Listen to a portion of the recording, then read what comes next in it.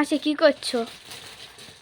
সামনেই আমাদের একটা ট্যুর রয়েছে, তার জন্য আমার এখন প্যাকিং করতে হবে। রোজ প্যাকিং করব বলে করা হচ্ছে না।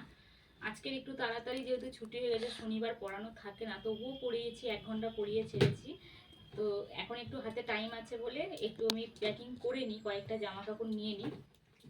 একদিনে তো হয় না, কারণ আমাদের 4-5 দিনের ট্যুর আছে। তো প্রতিদিন অল্প অল্প অল্প অল্প করে প্যাকিং করলে আমার হয়ে যাবে আশা করছি। তো এখন আমি জামা কাপড়টা প্যাকিং করা মেন ভাইটাল মানে একটা সিচুয়েশান। আমি না বুঝতে পারি না যে ঘুরতে যাওয়ার সময় কোনগুলো নেব না নেব না। এখন দেখো আমার এখানটা এই পজিশনটা দেখলে বুঝতে পারবে, এই পজিশনটা পুরো জামা কাপড়ে ভর্তি হয়ে রয়েছে। আমি এখন মানে নতুন নতুনই একদম এই যে এখন প্যাকেটগুলো ফেলছি, কোনগুলো নেব সেইগুলোই আমি এখন প্যাকিং করে নিচ্ছি। আবার আমার একার তো নয়, সুরজিতেরগুলোও প্যাকিং করতে হবে। ও যেহেতু একদম ভোরে যায়, রাতে আসে, ওরগুলো আবার ওকে জিজ্ঞাসা করে করে নিতে হবে। কিছু জানি যেগুলো আমি নেব, ও আমার পছন্দ মতো আমি নিয়ে গেলে পরে তো আমি নেব।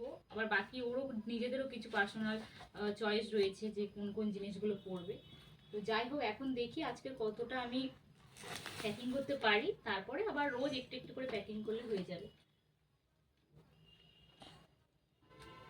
একই প্যাড তো বুঝতে পারছি না কোনটা আমার আর কোনটা ও।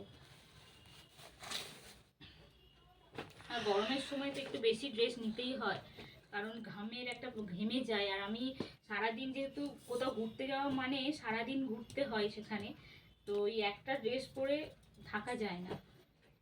তো সেই জন্য একটু বেশি করেই ড্রেস নিতে হয়। কোথায় যাবো এখন সেটা বলবো না, কিন্তু তোমরা দেখতে থাকো। আর আমাদের, হ্যাঁ, আমরা যাচ্ছি 6 তারিখে, ফিরবো 11 তারিখে।